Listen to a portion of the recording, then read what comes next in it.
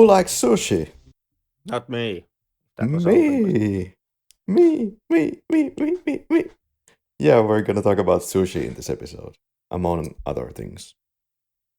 All right. So this is a special episode where we're gonna talk about just films that we've been watching recently, or not so recently, just films that we haven't had the opportunity really to discuss on the podcast. So here goes. We're gonna go with kind of like however many items we have, just a bunch of movies that we could think of in a sort of a short time period that we would recommend for our audience or not. or then not, because not all films in my list are recommendations. Same. So some real shit has been attempted during the my list covers a year and a half. Now that's the time frame. Year and which a half. I've watched movies on my list. Yeah. All right. I noticed that we haven't made any of these catch-up episodes before, where we would talk about really quickly, in minimum, in just a couple of sentences, some of the other shit that we watch outside of the lab. And well, since we are now officially, I guess, failing to stay relevant, see how we have been covering Oscars after the Oscars. Well, I guess this is as good time as any to actually, do also a catch-up episode. Yeah. Where do you want to catch it from? I know I can start from something that I just recently watched. Actually, I rewatched this one, and my films are not in any particular order, but the first item on my list is Bad Company. Okay. From 1995. It's a movie that I've seen once already. I perhaps have it also as a VHS, which I bought dirt cheap. If I bought it, don't completely remember. But anyways, I've seen it once before. I found it on streaming. It's on Disney Plus now. Mm-hmm. And it has Lawrence Fishburne, it has Frank Langella and Angela Bennett. It comes from the genre of Basic Instinct sort of shit was a thing once, and it's really mediocre. I remember that it's not great. It's not any type of a classic. I didn't remember that it was this mediocre. It's basically it's like neo-noir. Ex-CIA man played by Fishburne infiltrates into some type of a corporate espionage firm called the Tool Shed, which does like blackmail, perhaps murder. I don't exactly know what the toolbox does. Nobody knows either. It's some type of a like free market black ops firm or outfit that sells its services to the companies, the rich companies. Like if you have a lawsuit that's going to cost you like 25 million, you can hire the Tool Shed to blackmail the judge on that case to vote for you and against the plaintiffs and stuff like that. And then there is some type of I wanna steal the Tool Shed for myself, and the CIA is also wants the Tool Shed, and then some sex happens and there's one murder, and it's actually nothing to write home about. So not exactly on par with Lawrence Fishburne's other resume, such as The Matrix or Mystic River. Most definitely not Mystic River or The Matrix. Extremely skippable. However, I don't know, if you wanna see somewhat young Lawrence Fishburne do something, yeah, still skippable. It tries to kind of play up the sex appeal aspect. Sharon Stone showed her Gucci, even though accidentally, or as the story goes, the director was supposed to cut it out from the final film, and then just left the frames there in the final print also. So Bad Company does the exact same thing, except this time it does it on purpose. Like Angela Bassett shows her Gucci here and does it precisely, I would say, because it also happened in Basic Instinct. Nice poster. Like cut off the faces. One guy is extremely black in this one, or at least contrasted in such a way, and then the white girl is extremely whitened here. Yeah, it's kind of like light and dark. Yep. It's just, I don't know, ambiguity, I guess, something, because Wetworks and CIA and Undercover. And anyways, Beautiful. yeah, no recommendation. Right. Well, let's get to the TV series then. I have to mention one that I really wish that we could have covered like 100 years ago. There's a few problems though. Well, it's Korean. We already do Korean so much. And if we would watch it, it would take at least, I don't know, 10 hours to watch. So yeah. But it's extracurricular. And actually, I did a video of it, like a video review, but it's not available anywhere because I'm kind of working on my own YouTube channel, which is either gonna pop up at some point or not. So I'm kind of doing like this kind of a storage of videos for it. So at least have like 5 videos before you even publish the whole channel. Otherwise, it doesn't really make sense, does it? But extracurricular. Yeah, it's a South Korean TV series starring Kim Dong-e, who plays Jisoo. He's like a top student in a class, but he's not an ordinary student who just happens to score extremely high scores at his school and be perfectly spotless student, because he also runs an illegal business, an illegal brothel, in fact, and is running it with a couple of schoolmates as well. And unfortunately, through some circumstances, he lands into a position where he has to collaborate with one of his co-students in this business. And all hell breaks loose, of course, and all the loose ends start to show up, and things get extremely interesting. So yeah, it's a person living a double life. This is kind of listed as a teen drama, crime drama. It's absolute nail-biting, moment-filled series. And still after like, what is it now? Almost like 2 years since I saw it and when it came out. And yeah, almost to the day. And still, it's one of my top recommendations at the moment. So yeah, absolutely go check it out on Netflix. Complete thriller roller coaster ride that will not let you out of that world. Amazing. Go watch. Speaking of Asian shit, I watched Hentai Kamen, Forbidden Superhero, which also is a heartwarming coming of age story of a young schoolboy who finds out that whenever he pulls women's underwear over his head, he turns into a superhero. It was an absolute fucking blast. It's like hour and 45 minutes of sexual harassment and rape jokes, and it was actually one of the more invigorating stuff that I've seen. Why does this sound so much like what Henrik would watch? Perhaps because because I'm a man of a delicate taste and culture.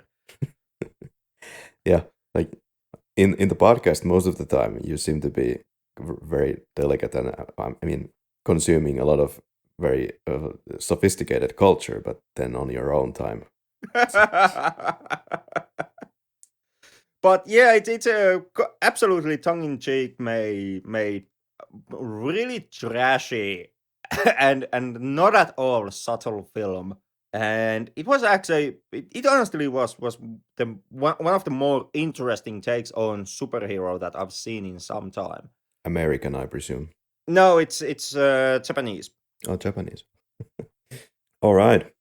Well, then I would like to recommend a film called Uho, or that's the Czech name, Uho, the ear.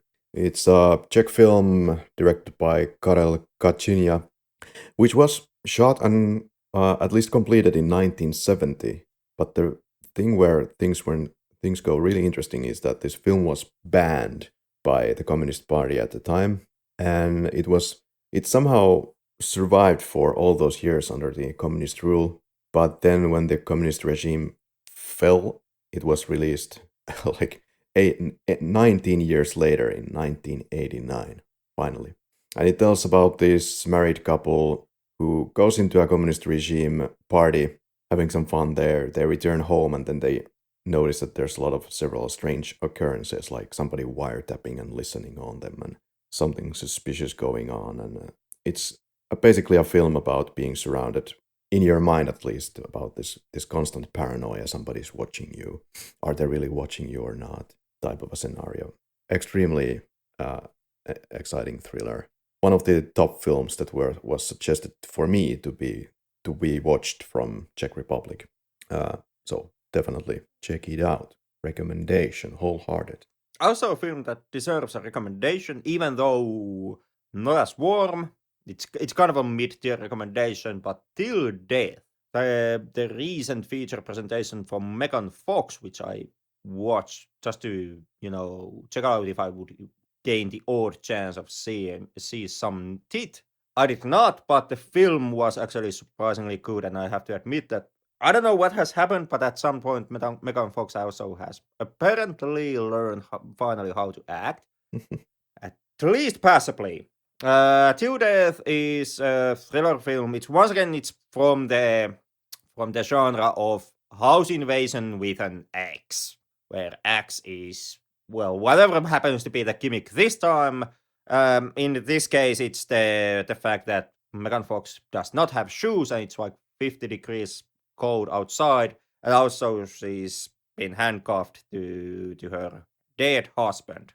And it's like one of those close-based thrillers that the whole film mostly, well, essentially happens just inside one house, and then there is like a boat shelter right next to the house, and that's like the territory that you are trapped with, and there are a couple of killers chasing after her, and she has to somehow figure out how to evade the killers and how to escape while at the same time also being handcuffed to the corpse of her husband.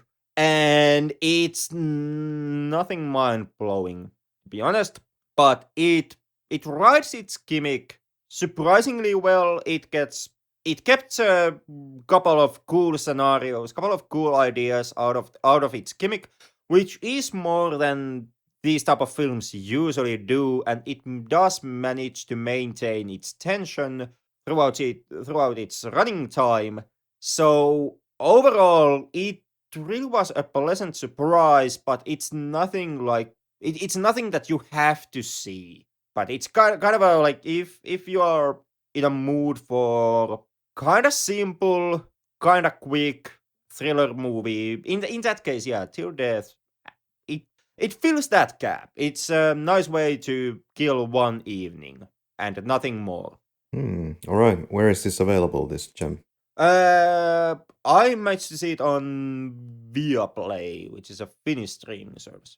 Yeah, there's like Nordic sister pieces to that. I believe it's available in Denmark, Sweden, Norway, at least those. Yeah, I really don't know how Viaplay works, but it is a Nordic platform. But then again, the libraries can differ between even those countries, so I don't know. Yeah, streaming is a nightmare these days. It is. Always has been, really.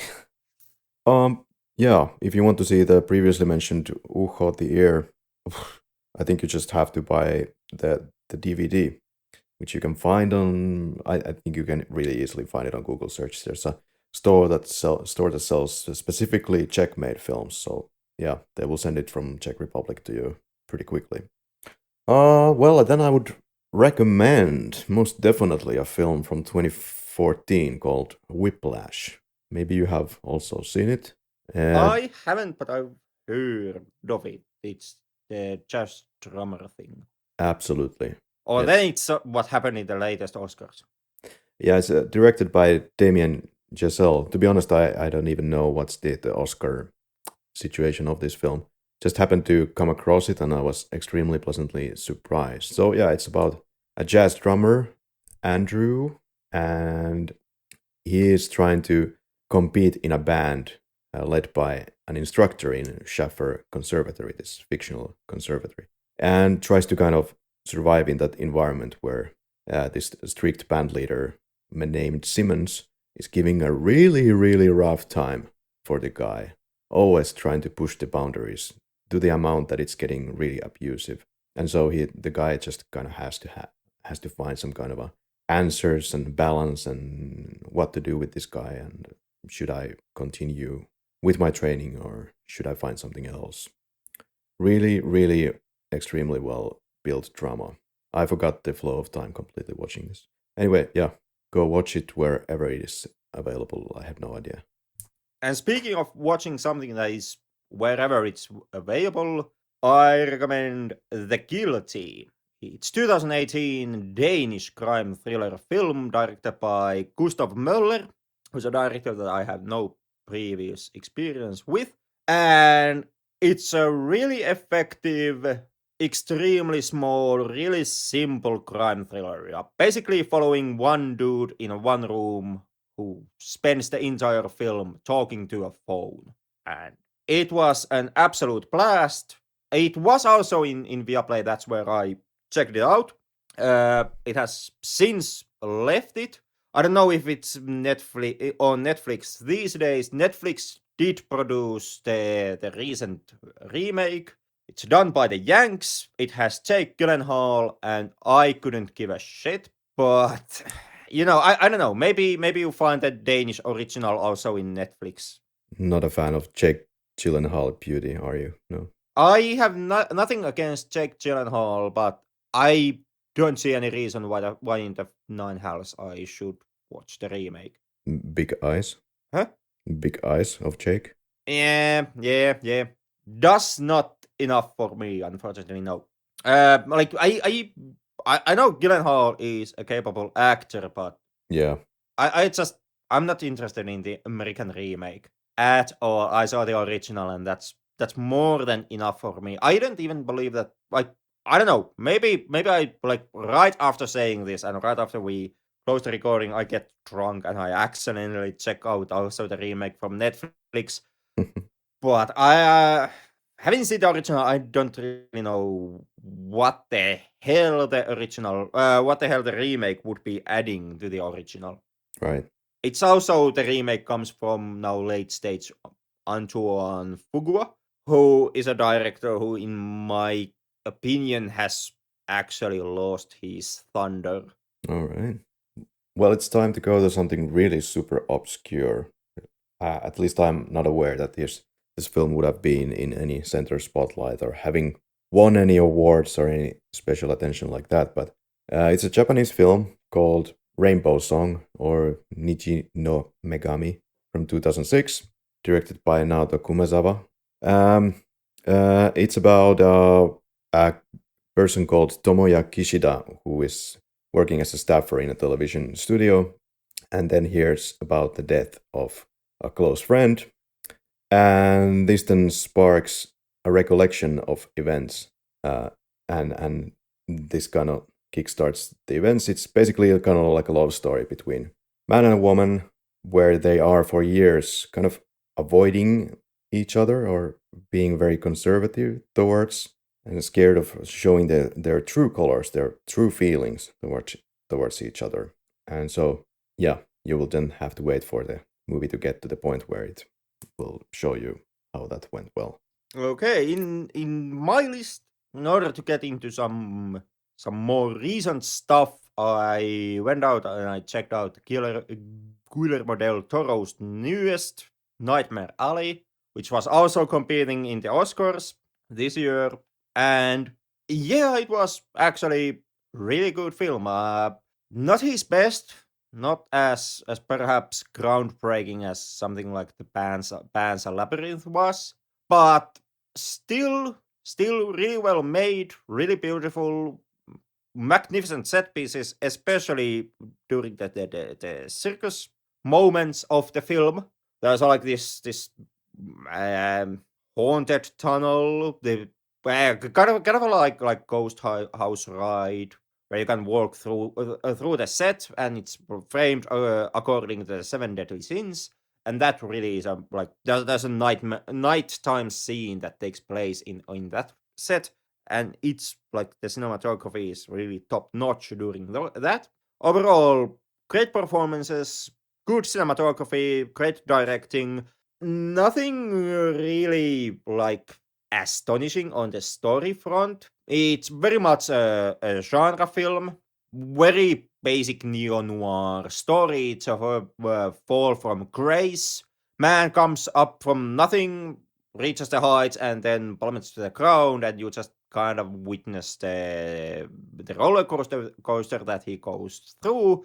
But as a genre piece, it's actually really effective. It's more on scale of Del Toro. It's more Crimson Peak than Pan's Labyrinth, if that's a scale that you know.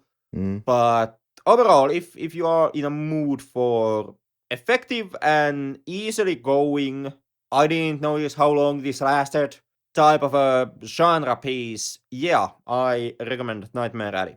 Yeah, we still haven't watched any Guillermo del Toro, even though you seem to be a fan. I like pretty much everything that the dude has made. All right, some more TV series for you. And again, from Korea. What can I do? They push so amazing material lately. So this one is Move to Heaven. It's also on Netflix, or Move to Heaven if you wish. South Korean TV series starring Lee Jae-hoon. Lee Jae-hoon we have seen previously in this podcast in that heist film, Time to Hunt. And it's about an autistic boy, basically, who runs his now late father's business. It's kind of like this company called Move to Heaven, which is like a trauma cleaner company. To be honest, I suppose these kind of companies exist in real life. I'm not sure, but it's like they go to clean up the house of somebody who recently deceased. They put stuff into boxes, throw out the stuff that is not needed. But on top of that, they also get very emotionally attached to these death cases, and then they try to find some kind of a closure for the family or the people who are close to the deceased person. And it gets really, oh boy, really emotional and extremely well built drama. Just absolutely fantastic once again. I don't say that so much for TV series or any movies lately, but extracurricular that I mentioned before and Move to Heaven have been some of my highlights of the past few years. Okay.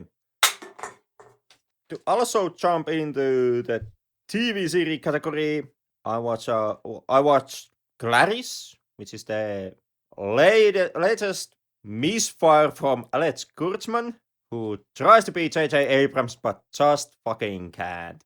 Clarence is the curious case of Clarence is the curious case of Silence of the Lambs spin-off sequel TV series that has no rights to actually the character of Hannibal Lecter. So it's a spin-off sequel that does its absolute best to avoid any mentions towards Hannibal Lecter.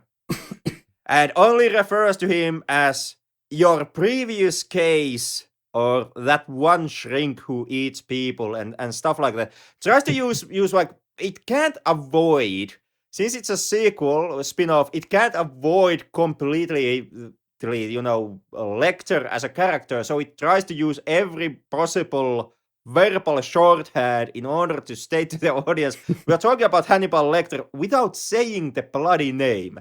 But then also, because this character, they actually managed to get the rights, because, and this is due to the rights of the Silence of the Lambs movie being divided by two studios. So Studio A owns these characters, and Studio B owns Hannibal Lecter and the rest of the cast.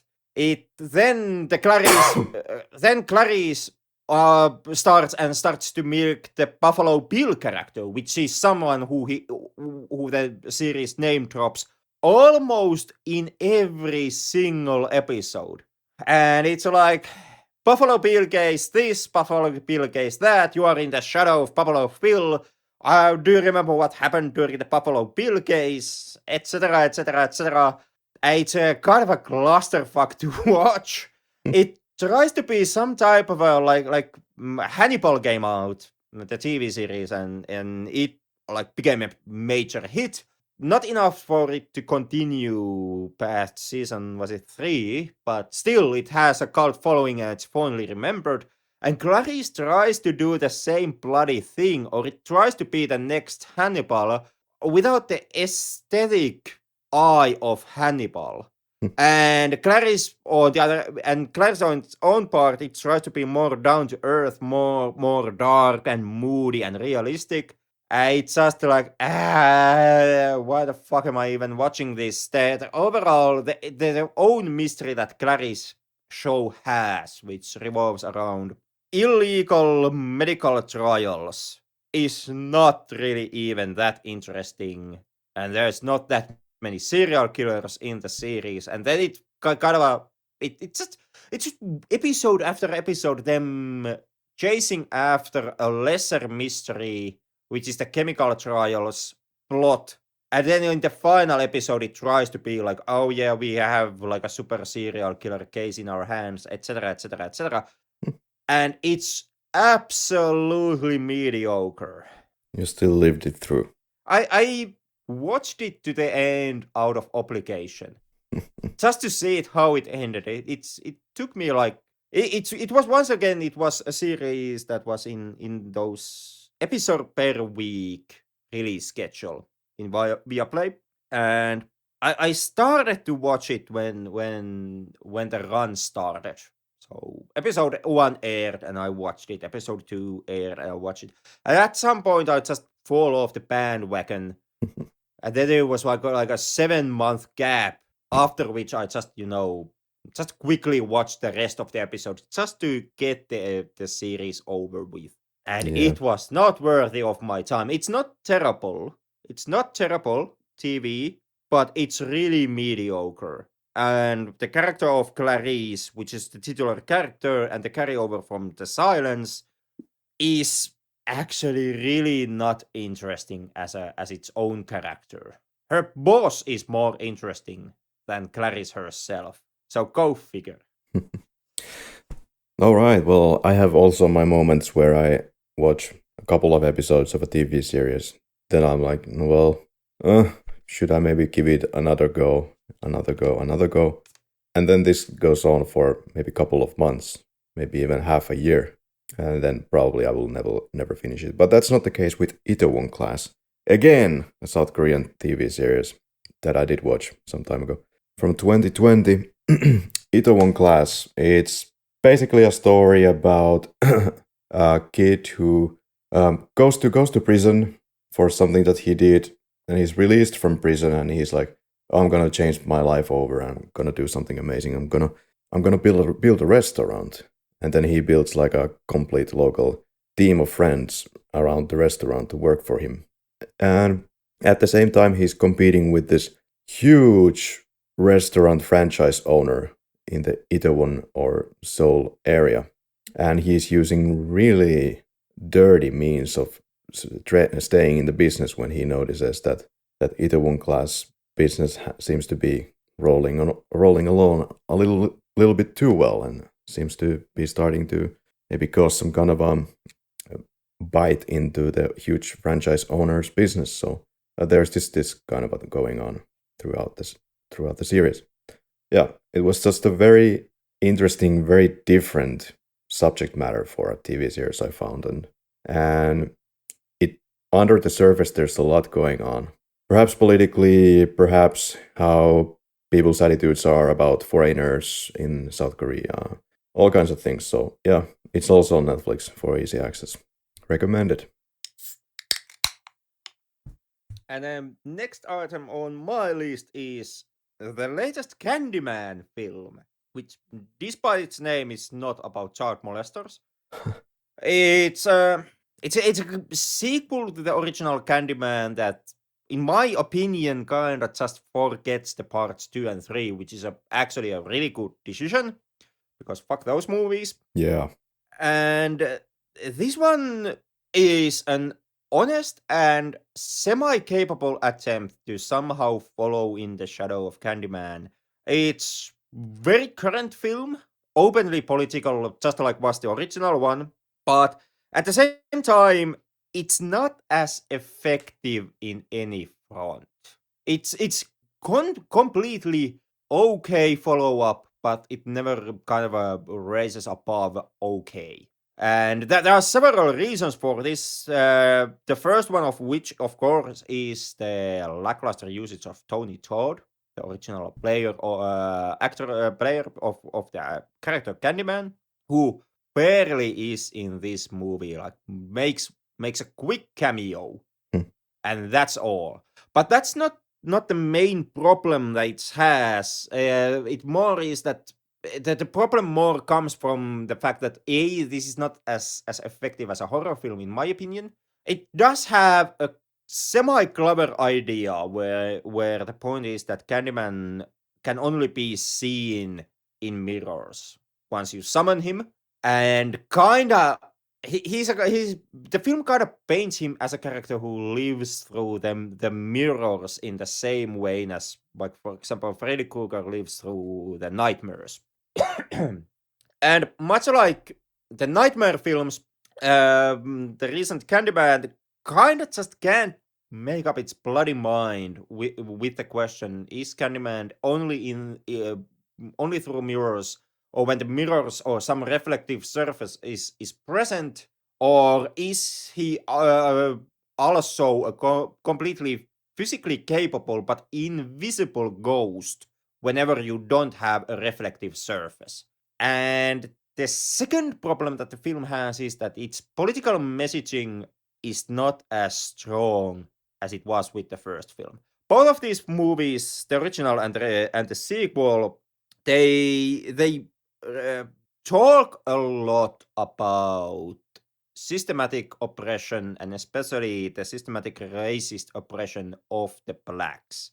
And where the original film kind of was about this question constantly, it was like the main set piece of that movie was Cabrini Green, which was a black housing project that was absolutely run to the shit by those in power, because it was mostly it was a back neighborhood, and therefore the cities deemed it as less important and not worthy of the upkeep and the money. So of course it went to the dogs. And Candyman talked a lot about this aspect, like how the society has fared the blacks. And the Candyman remake only goes to Cabrini Green itself like 2 or 3 times, and then it tries to be like the recent police on black violence. It tries to be some type of a rallying cry, much in the same way as, for example, the Joker was supposed to be for the poor and the underclass. And it tries to, like, it just kind of can't stay constantly on the point. It's the remake is a case where every now and then somebody makes a political statement, and then the movie just kind of drops it. And then there comes the next moment, somebody makes a statement, and then the movie once again drops its political theming. And it also tries extremely heavily, like, make this the character of Candyman a symbol of black oppression. And basically all the black oppression. And it's absolutely in your face about this. So, like, in the remake, Candyman is like a manifestation of different victims of black oppression. You have one guy who gets beaten by the cops to his death, and then there's one kid. The film never actually explains what happened to the kid, but somehow got killed by the YT. And the overall theme is that Candyman can be a spectre or some type of a vengeful spirit of the oppressed blacks, that the blacks can. And there's a attempt to weaponize the Candyman myth to work against the oppressing whites and the white system, so that blacks could, through Candyman, somehow earn their freedom from the oppressive social systems. And it just kind of is the same point that the original film already made. Now the remake is just kind of a revisiting the same theme. Like, the original myth of Candyman is a black artist who gets murdered because he dared to love a white woman, and that was like a wrong thing to do during those times. So the black oppression has always been with the character of Candyman, but the remake is kind of like constantly in your face. So, like, do you get it? Do you get it? to get it, the film is about racial tensions in America and the systematic objection of the blacks, and it just does not work as well as the original. Still, it's not a terrible film by any means. If you wanna check it out, if you like the original and you get the cravings, you really want to check the remake out, the sequel out, by all means, go ahead. It's not like lost. The time is not lost on you, and it on occasion it manages to make some really poignant statements, especially when during the moment there's a moment that criticizes the young artists and how the artists, despite their race, benefit from the oppression of black neighborhoods, because that means that the apartment rent in those neighborhoods, it hits rock bottom because absolutely nobody wants to live there. So the artists can then move into these neighborhoods and take dirt cheap apartments as their studio apartments.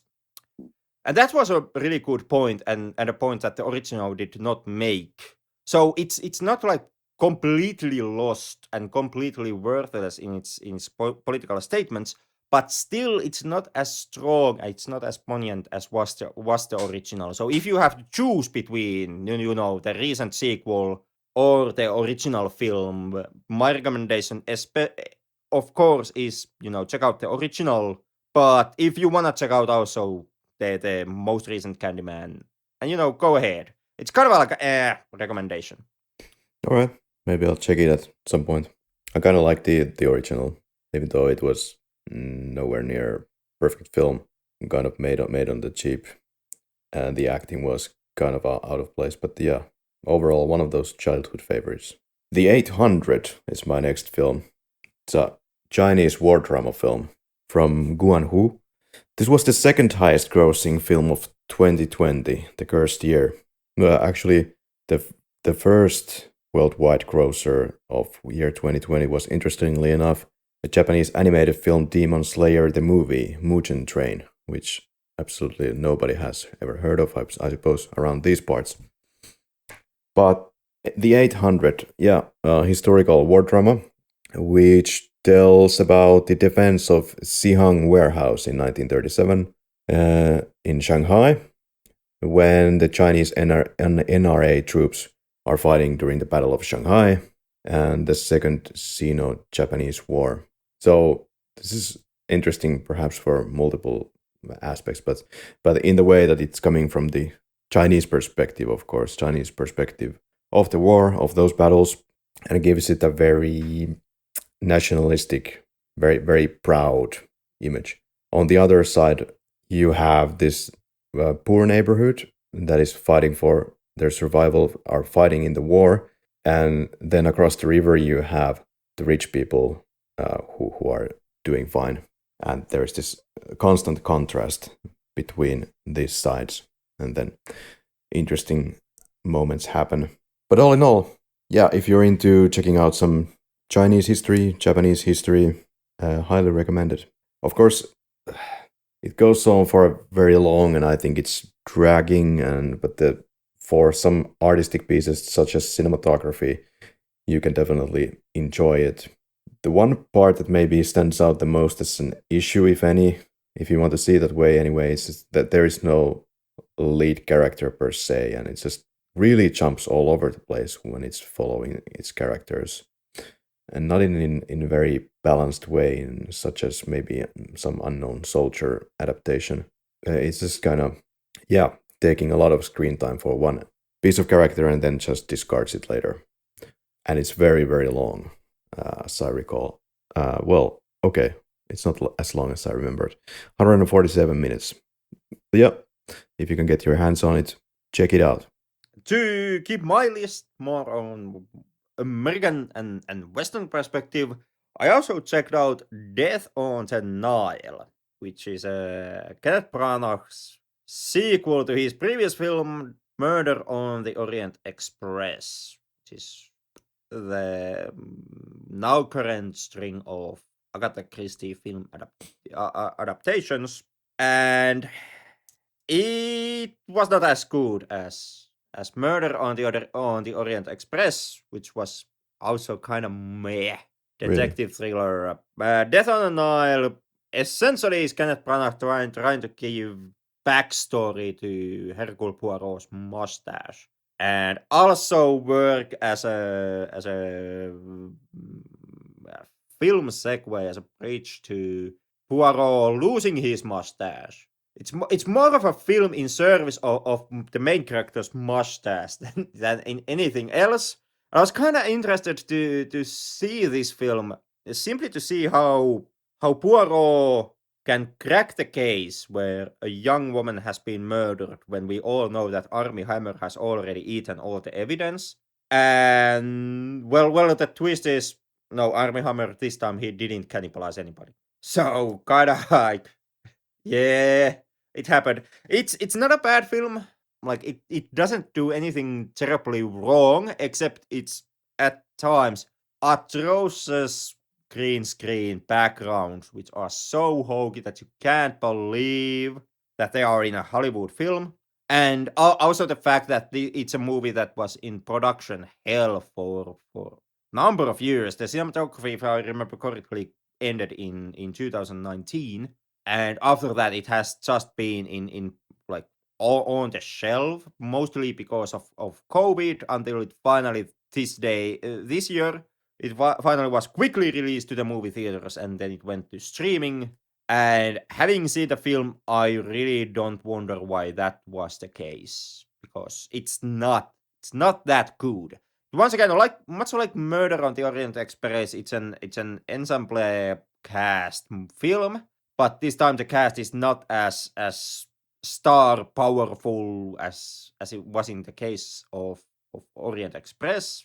Like Orient Express was like the A tier, and this time we are dealing with the B tier actors. The most well known perhaps being Gal Gadot and Armie Hammer, and of course Branagh, who also acts the main role of Poirot here, on top of his directing duties. Not a terrible film, or nothing that you should avoid watching. But if you didn't see it in the theaters, you didn't actually miss anything.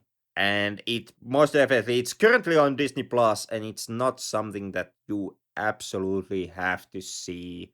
You can kind of kill 2 hours with it, and there are couple of really nice shots in the movie. But outside of that, it's basically everything in it is just serviceable and nothing more. Right.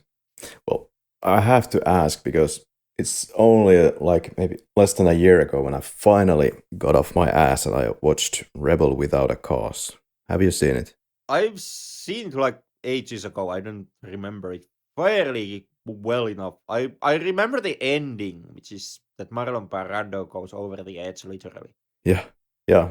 Well, I thought it was interesting culturally, and where all this hype or fascination and inspiration has come from this whole jacket, famous jacket that James Dean is wearing, and it was replicated in many movies and all that jazz. Personally, I didn't think so much about the film itself. I wasn't meant to even really talk about it. It just crossed my mind right now that, hey, we haven't talked about James Dean here. That's about it. So, what's next? Maybe a documentary for our listeners. We stay in the Asian region, although it's an American documentary film directed by David Gelb called Jiro Dreams of Sushi. So it follows Jiro Ono. He's, at the time at least, 85-year-old sushi master, and was at least previously a Michelin restaurant owner. So this sushi place for sure is a Michelin place, one of the most famous sushi restaurants in the world. He has kind of cultivated and mastered his craft to the freaking extreme. You can see how he makes sushi along with his son and what was it, but yeah, he's doing this family restaurant business. And the restaurant itself is not really anything that you would consider a Michelin restaurant. It's extremely small, If you have to go there, you have to sit in front of the desk where they produce the sushi and just look the sushi master in the eye while he's asking constantly, like, "Is it good? Did you like it? Any better? What do you want now?" Something like that. So, which can be a little aggravating for people who have social anxieties, etc. Nevertheless, it was really interesting to see how he goes to extreme lengths to get the most freshest and best possible fish available on the market, and keeps complaining that it's every year it's harder and harder to find the great ingredients, and the quality is really dropping lately. So he's kind of struggling with that part. But still, apparently produces some of the best, if not the best, sushi in the entire planet Earth. So, out of curiosity about one man's perfection towards sushi, that's, yeah, always appreciate seeing that when people maximize their skills in some very tiny little front. Well, speaking of eatable items, on my end, I checked out the new Wrong Turn film, which is Oh a god. well, from Army Hammer Ricket into more cannibals. So yeah, the latest Wrong Turn. It's I How don't know many actually what it is. is it, like number 12 now? What? It's I guess numbers 8 or 7. Okay. There has been like a boatload of these Wrong Turn movies, which all center around this family of some type of a backwood cannibal, inbred cannibal family serial killers. It's kind of like Texas Chainsaw Massacre without the chainsaw, and this time also not just Leatherface is ugly as shit. I actually haven't seen the previous Wrong Turns, even though I'm like fairly familiar with the concept of the franchise. So this was the first Wrong Turn film that I have ever seen, Oh, and it didn't have a cannibals in it, okay. like none. Oh, well, certainly Yeah, in the beginning of the series, you have them.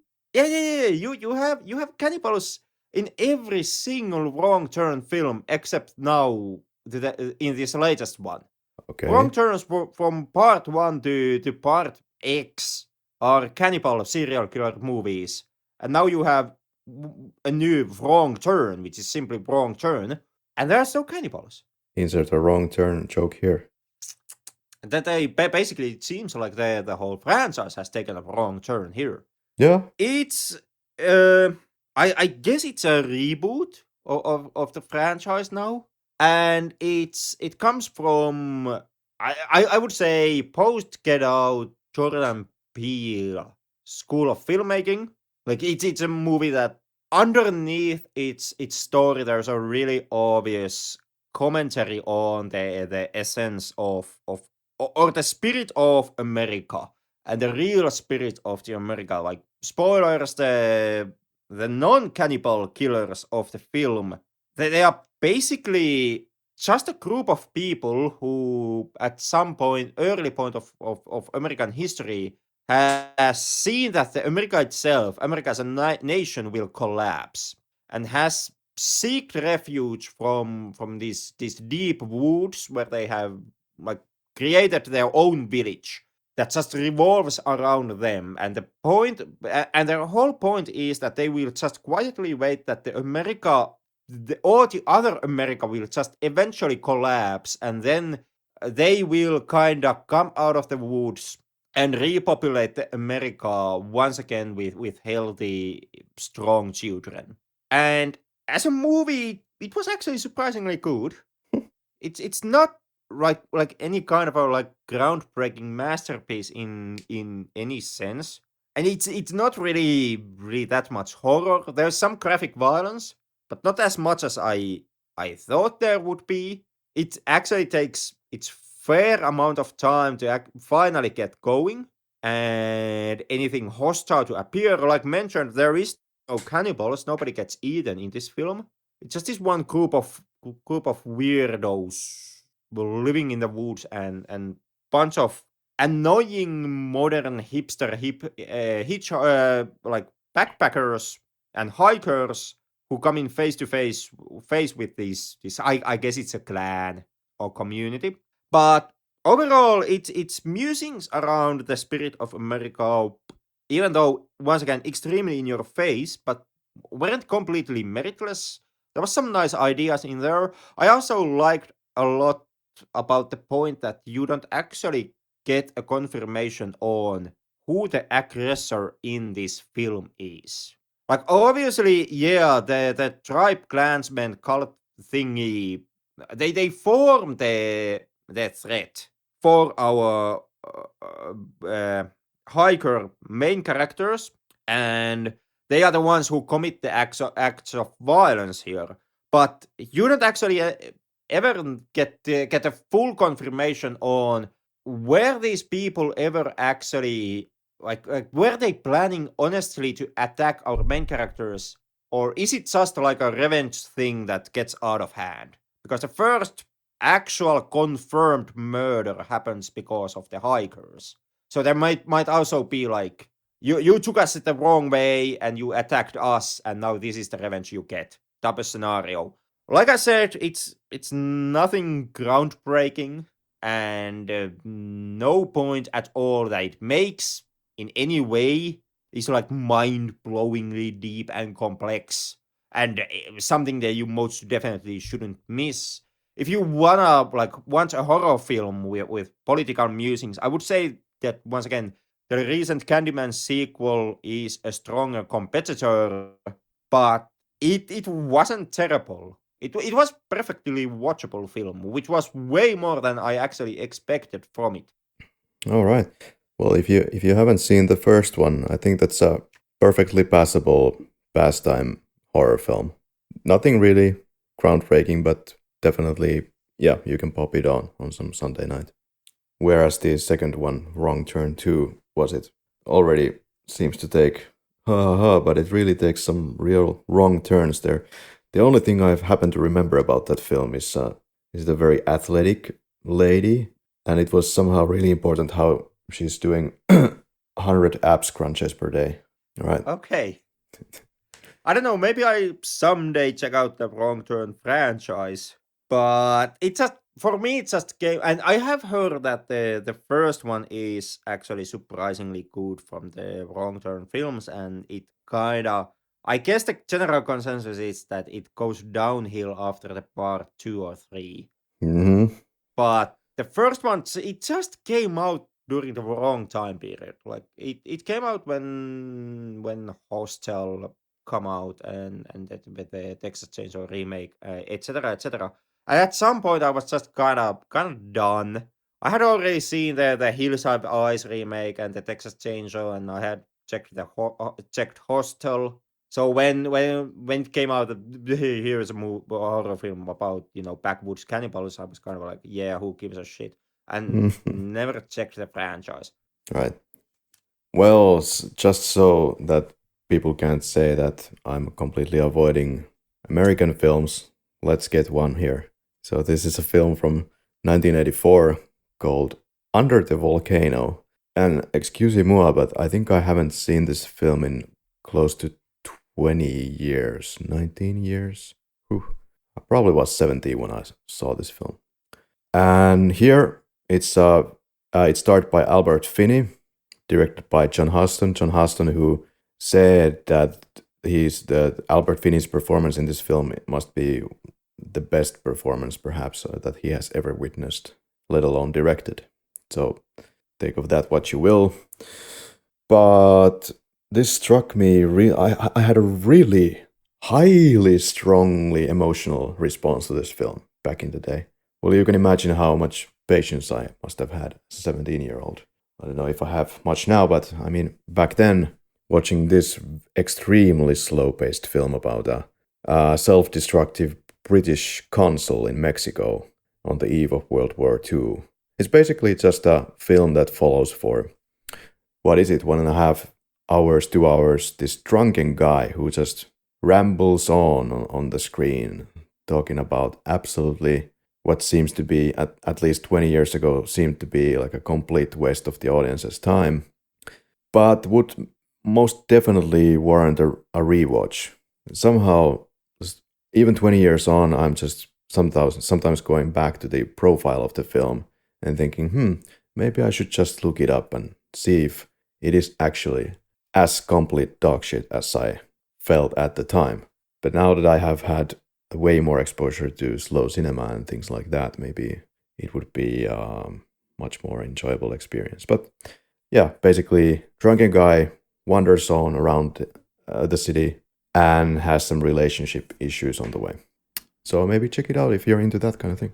And jumping from Drunken Guys, my next item on my list is VHS Viral, which is the third film in the VHS franchise, Oh my god. which is an anthology horror film franchise. Usually the gimmick is there are 3 short stories, and then there's the fourth one, which is a wraparound. And I really have liked the previous 2 VHSs, and this is my second time checking Viral, because I coming to this, mostly I checked it out because VHS 94 has recently come out.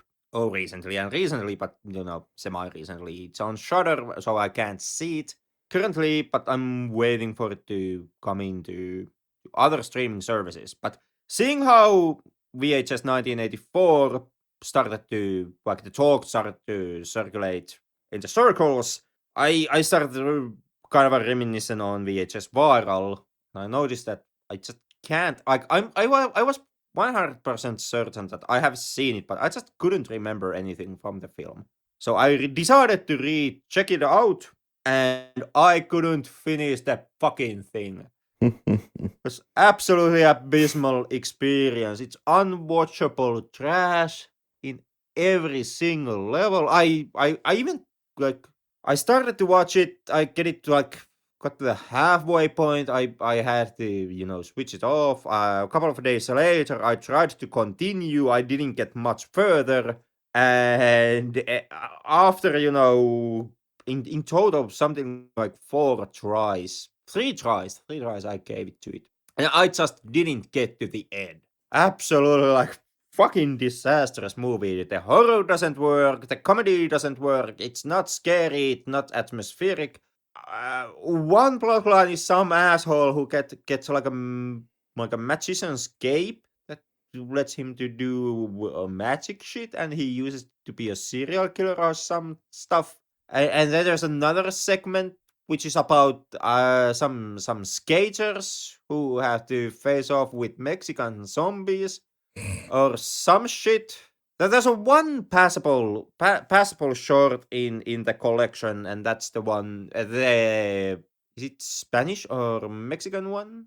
However, the point is that there's like a dude is in his basement and manages to open a portal into a mirror universe where he meets his twin, and surprise, surprise, the mirror universe is evil, and that twin is evil, and it lasted like less than 10 minutes, which was absolutely the correct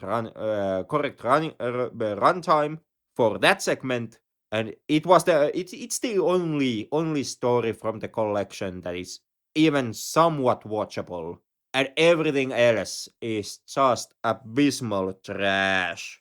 My God, there's a reason why I didn't remember anything from my previous experience with the movie, and I absolutely regret revisiting the VHS Viral. Avoid at all costs. Well, trash reminds me of a certain Polish film that had some international circulation, and it's, I think, also in Netflix.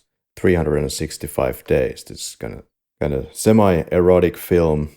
Don't know if you have seen it, but absolute trash. Like bimbos getting romantically involved with these kind of player guys with a lot of money, and absolutely the film makes no sense whatsoever. It exists only for one reason, to show some skin. Well, young girls getting on with player guys, but there not being any skin in this film. The next item on my list is Kid Detective, which is a neo-noir crime dark comedy thing, which deals with child molestation and pedophiles. And it was absolutely, like, fucking grade A material. It's kind of simple that the story revolves around like your Nancy Drew type of character. There's this small town who has one of these kid detectives who solves these like really minor crimes, like who stole the ice cream cone and where did the dog disappear, etc., etc. And he's celebrated by the whole town as their local kid detective, and he has a partner secretary who then disappears during 1 year, and then the story kind of picks up years after that moment when our kid detective has now grown up and is an adult, but hasn't actually been able to in any way like evolve from being the kid detective. He's still the local PI who investigates these non-crimes and just like has a really pathetic lifestyle where he's still cashing in on the promise of free ice cream from your local ice cream man, which is a reward he earned during when he was like a 15-year-old kid. And nobody likes him. Everybody thinks that he's a pathetic loser, which he also is. And then there's a disappearance, which has a hint that this might be our main character's first murder case ever. And it might, if it would turn out that it's a murder, then it actually could turn into this jumping off point career-wise for our detective. So he jumps into the case pro bono and decides to solve the case, and it gets into some pretty dark territories. The mystery was actually pretty effective. The detective part was not, well, it was not a complete strikeout. But somewhat at the end it just jumps into a conclusion, so like a rapid pace, just so that it can close off the case and finish the movie. So there's that. But outside of that minor fault, the mystery is pretty solid. Acting is good. It is funny, and it's sad at the same time. And I absolutely do recommend it. Wow, okay, well, interestingly, continuing with the theme, there's a film called Silenced, once again from South Korea, what can I do? Called Tokani, locally. Also translated to The Crucible, which is based on the novel The Crucible as It Happens, film directed by Hwan Dong-hyuk and stars Gong Yoo and Chung Yoo-mi. This is based on the real events that took place in a school for the deaf, and the deaf students were victims of repeated sexual assaults and all kinds of assaults in this. And then suddenly there's one outsider, person who comes to work as a teacher in that facility, and seems that the rest of the teachers are either not willing to speak or they are in on the whole plot happening around the perimeters. But there is this new teacher who actually has some emotions and is able to help the kids out to a degree, or so it seems at least. And yeah, this was really rough to watch. And it actually started a national dialogue about how to reform do some legislative reforms so as to avoid these kind of incidents in the future. So watch it if you're into great cinematography and basically feeling terrible for 2 hours. Great film though. Speaking of films that were rough to watch and made you feel miserable, I checked out the latest Grudge movie, or at least I tried because I couldn't finish the bloody thing, and I like restarted this one like 5 or 7 times. So I gave this even more goes than VHS Viral, and I didn't make it to the end. I'm semi on board with the first two original like Japanese Grudges. Mm. But oh boy, did this one like suck so hard.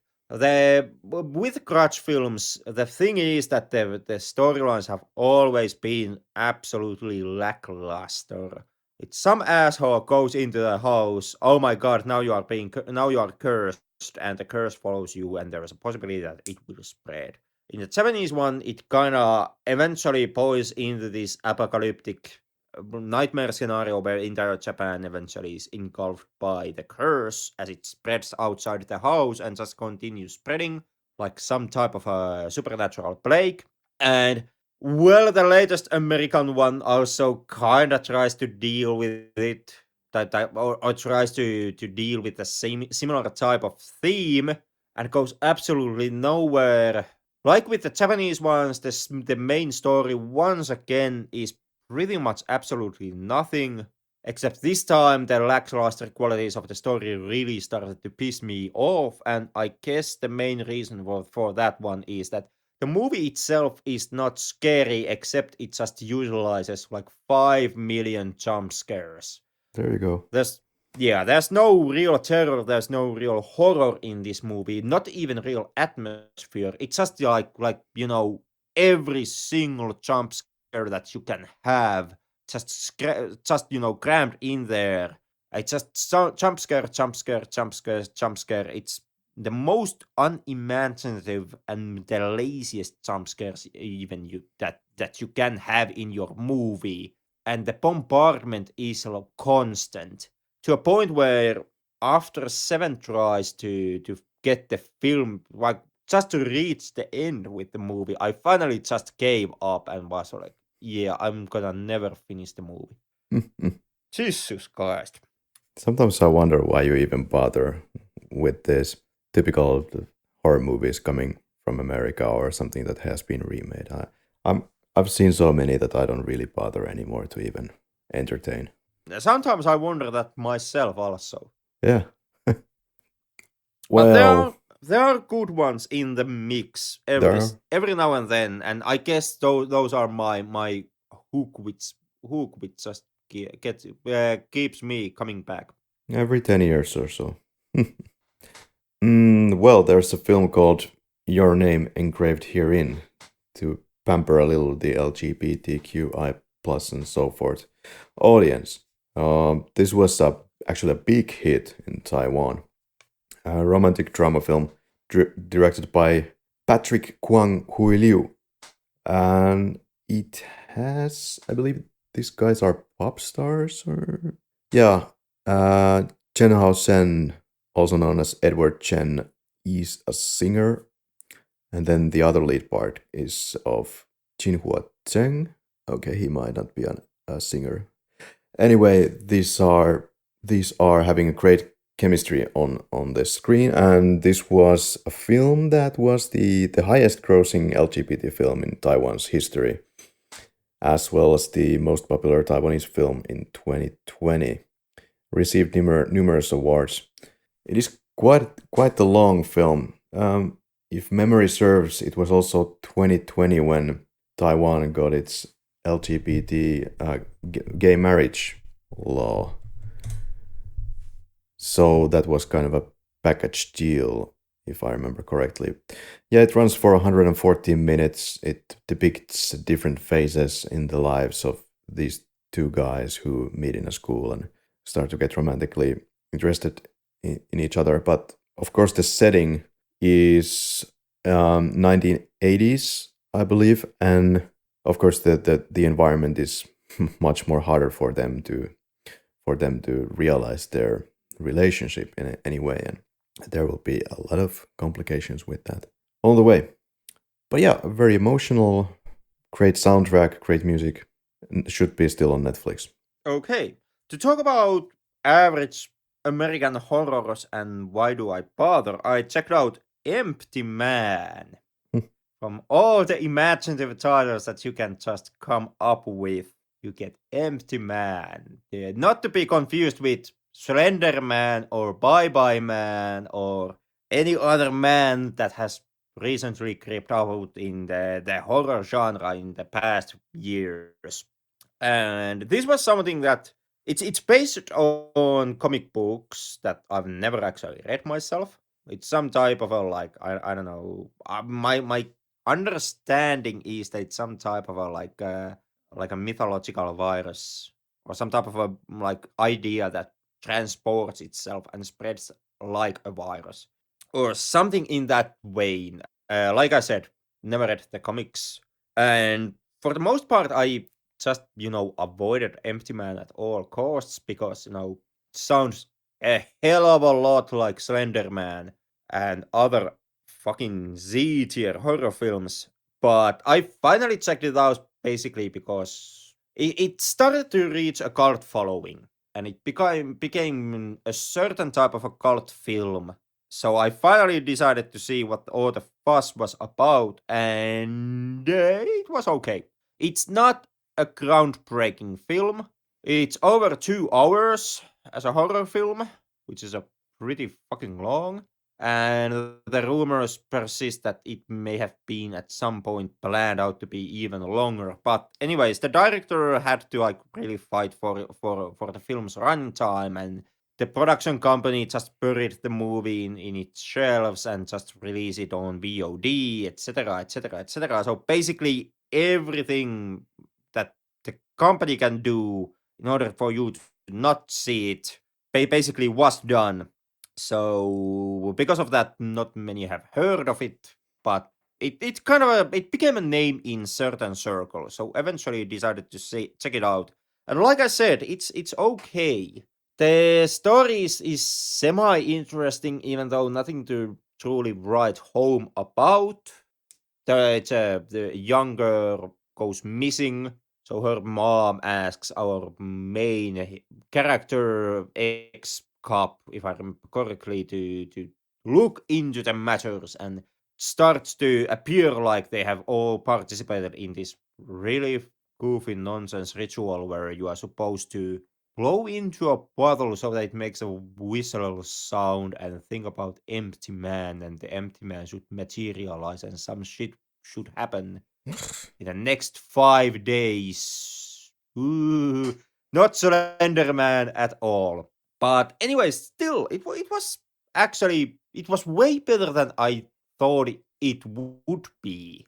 I'm not like jumping into the cult film bandwagon here and stating that you should absolutely check it out, but it was okay.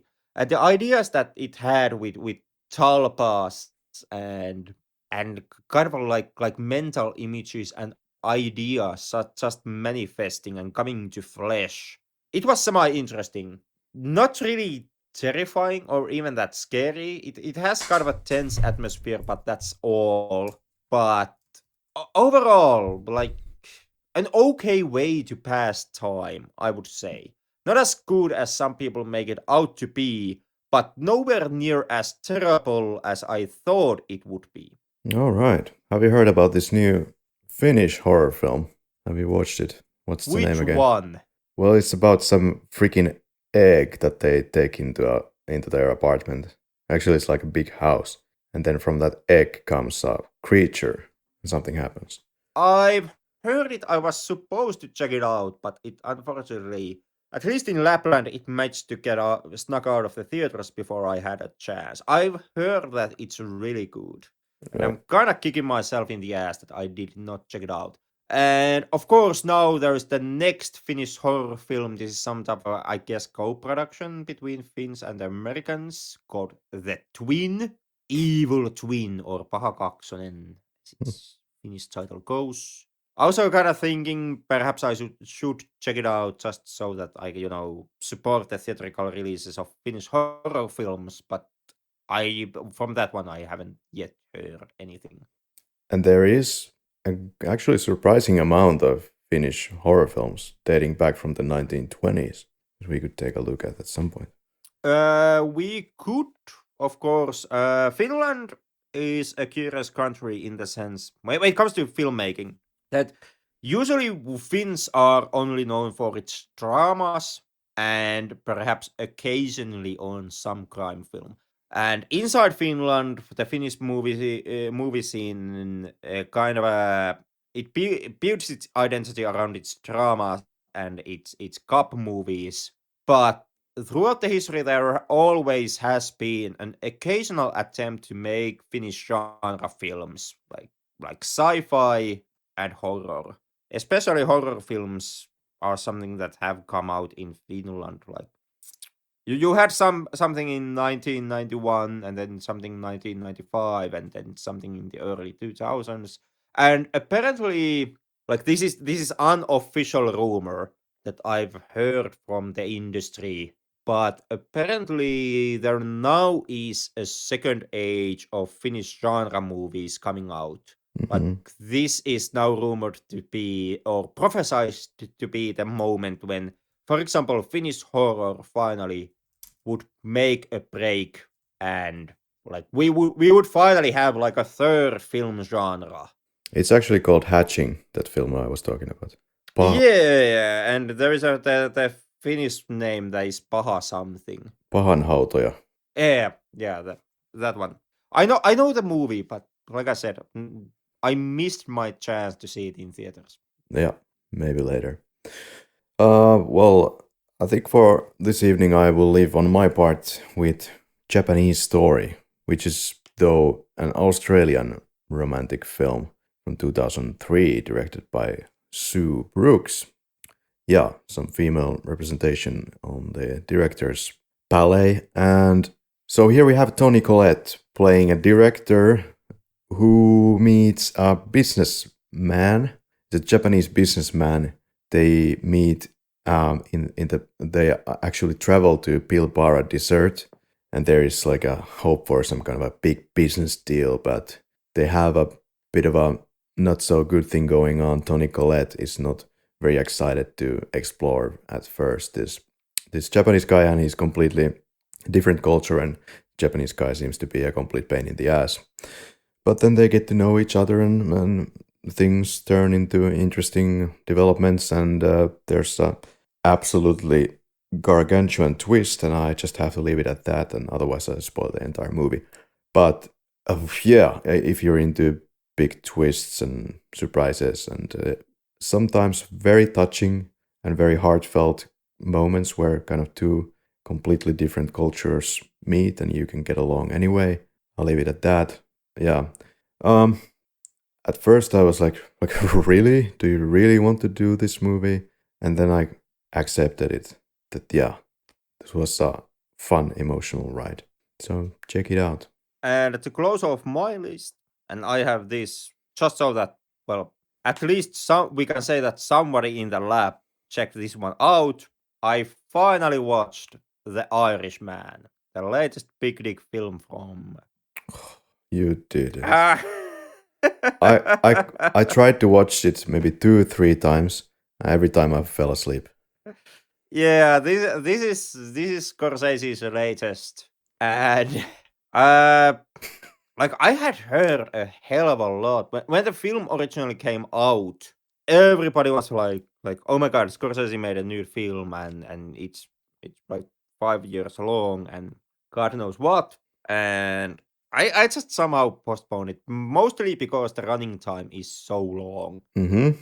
So that you really, like, if you want to watch it, you really have to like you have to make a reservation. You have to like put it on your calendar that today during this time I will start watching The Irishman. It's one of those heavy movies that it seems to at least be in the first 20 25 minutes that I followed it, that it's so information dense that, yeah, guy is related to this guy, and this is how the relationship goes in the family. I don't fucking care. I don't want to watch this. Yeah, it was overhyped. Like it's not a bad film in any sense. It's a really good movie. There's good cinematography, actors. Well, of course, you have like Robert De Niro and Al Pacino and all the basically, but you have like Scorsese mainstays in it, and Scorsese is directing. So of course, film wise, it's well made. And like I said, it's not a bad movie in any sense. I managed to like I really dreaded the running time of the movie, and Mm-hmm. also the heavy atmosphere. It's heavy atmosphere, but once I finally pressed play, I had to like call my secretary and inform her that I will not be taking any calls for the rest of the day because I have to watch The Irishman. But finally starting the movie, it actually really captivated me, and I just watched it on one go without pauses. So obviously, yeah, the movie worked, but at the same time, it's also the case where when it came out, that the hype around the film was so relentless. Everybody was pushing this. How this is the cinema, and this is Kino, and this is the masterpiece, greatest movie that Scorsese has ever made. And oh my God, where has this movie been all my life? And I have to say that it wasn't that, at least not for me. Like, it's a really good, really well-made movie, but it wasn't like the best thing since sliced bread. And in my opinion, it's not it's not Scorsese's best. Like, I liked, for example, Casino more than I liked The Irishman. In my opinion, The Irishman, in many ways, it was kind of extremely traditional Scorsese. Like, it once again, it's the film that centers around 40s and 60s. It's the Italian community in America. It's a gangster film. It's a movie that follows the main character, through the decades, and like it's something that Scorsese has done in the past. It's actually something that is Scorsese's strong suit, and that's something that he really likes to do. So in that sense, it basically, like, Scorsese wise, this is not some type of a like new groundbreaking new direction storytelling wise for him. And at the same time, I also felt that it kind of, when it comes to the story, it wasn't as strong as I perhaps would have that I expected it to be, especially like taking into account all the hype Mm. surrounding the movie. So in many ways, it was exactly what I expected it to be from Scorsese, and that was perhaps my biggest problem with the movie. It kind of takes forever to go anywhere, and you already know the road that the movie is going to take. This, of course, partially is because is due to the movie using like real historical figures and therefore also historical events. Like, it has Jimmy Hoffa in it, and you immediately know what's going to happen to Jimmy Hoffa. It's Jimmy Hoffa, for fuck's sake. Everybody knows the Hoffa case. But it kind of was like treading the waters already seen.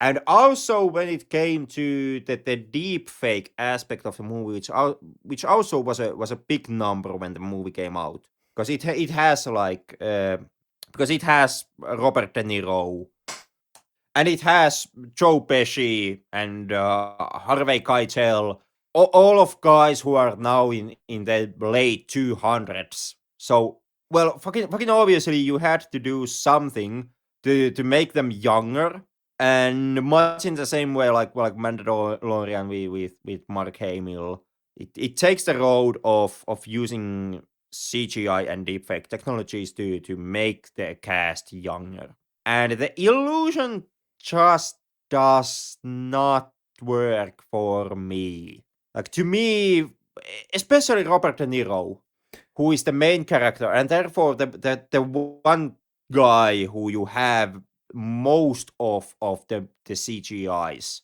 Who has facial features of a 30-year-old, but the body movements of a 70-year-old. Exactly, fucking precisely that point.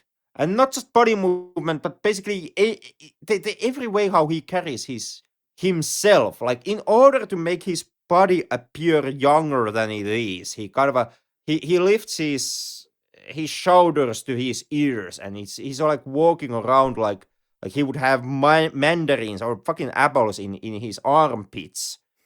And it's like, for me, it just broke the illusion. And once the body movement breaks the illusion, then also like the face kind of it just kind of starts to have this wax like appearance. Mm.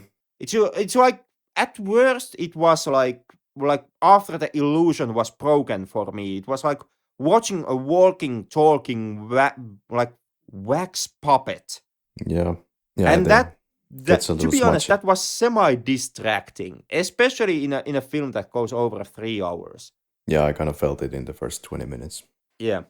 It's something, if it's a problem for you, I say that you are going to pick up on it pretty quickly. Because it's not something like, it's not the case that the effect works for you, or that the effect is well done and works perfectly at beginning, and then it's somewhere the production would run out of money, they would have to use a lesser CGI, and it would be after that that the effect breaks down.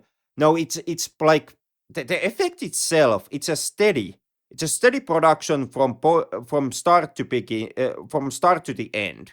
So if it's going to break for you, it's going to break from, from the first, like for the first 20 minutes, and it will never recover for you.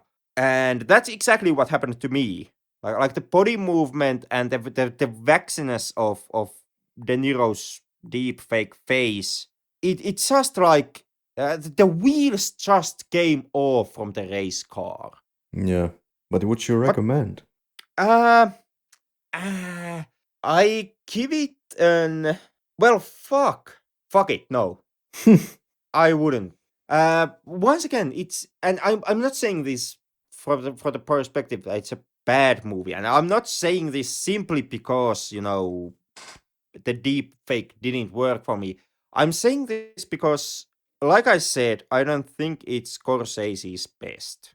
Like, if I would have to recommend Scorsese for you, I would say check out Wolf of Wall Street. I would say check out Casino.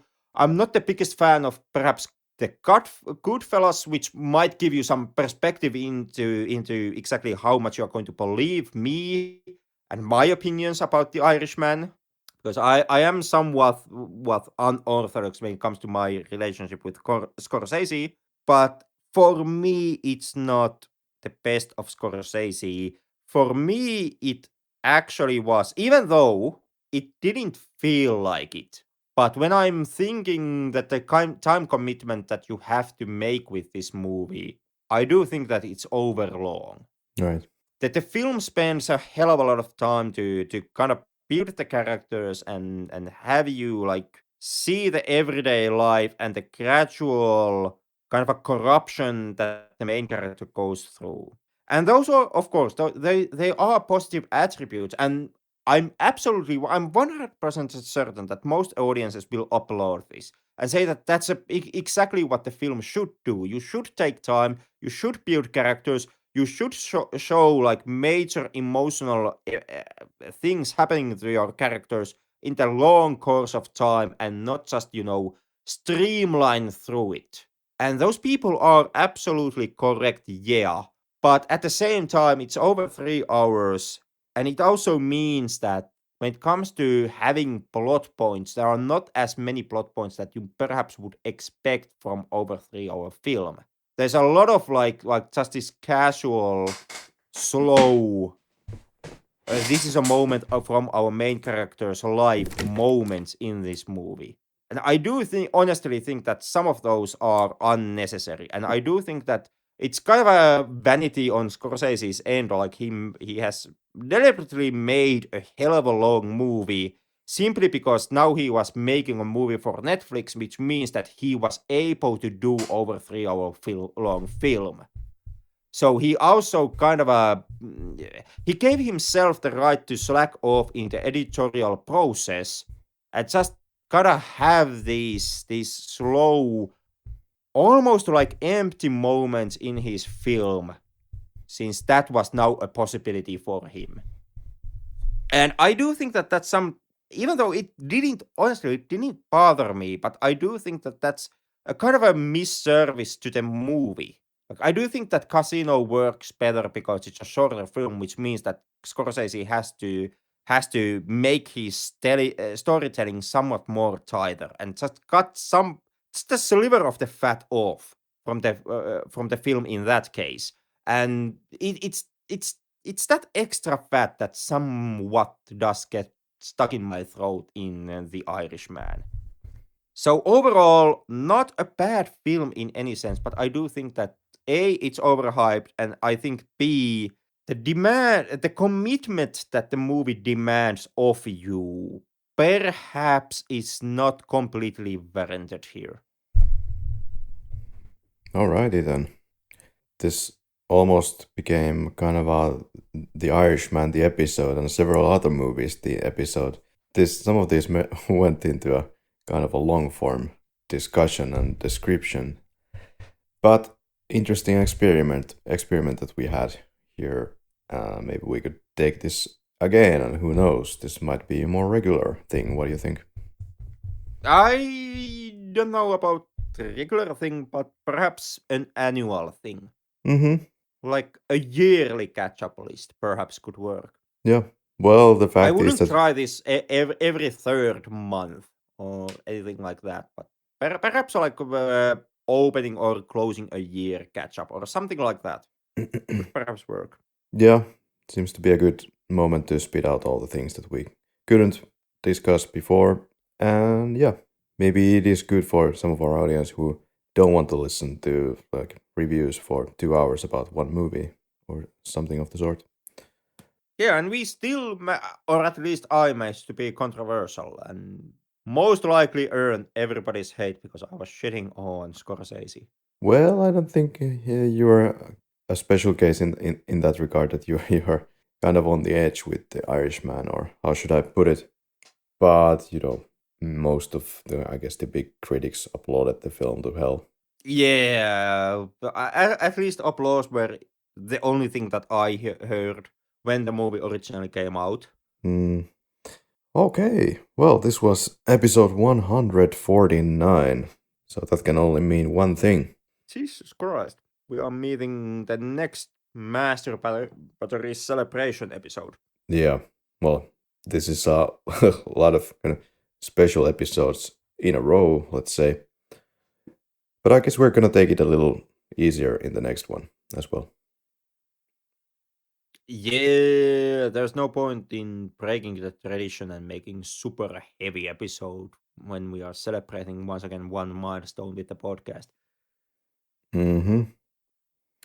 We can get back into the regular schedule right after that one, like episode 151. Yeah, and we've been doing this again for quite some time. We're not far off from the 4 years mark now of doing this. I guess it's time to say a couple of words before we continue with business as usual. And we've been having kind of pretty hectic times in our private lives, so it kind of warrants kind of easygoing episodes right now, let's say. I would absolutely agree with you on that one. Yeah. Well, I'm gonna relax after this recording a bit. Gonna go to the Philippines for 1 month. Ah, goddamn, I'm so envious of you. Well, I don't know how envious at least you would be if you would hear how much of a pain in the ass it's been to organize this trip during COVID times, especially. Well, but then again, it's Philippines. It's the It's Philippines, and sun and it's beaches and exotic fruit and all of that. yeah, Most likely also cheap boy toys or something. cheap what? Boy toys. Yeah. But let's see how this goes. Let's see where we record next. That's our headache. But yeah, thanks for this one. It was fun. Thanks for joining us. See you in a fortnight. Until then.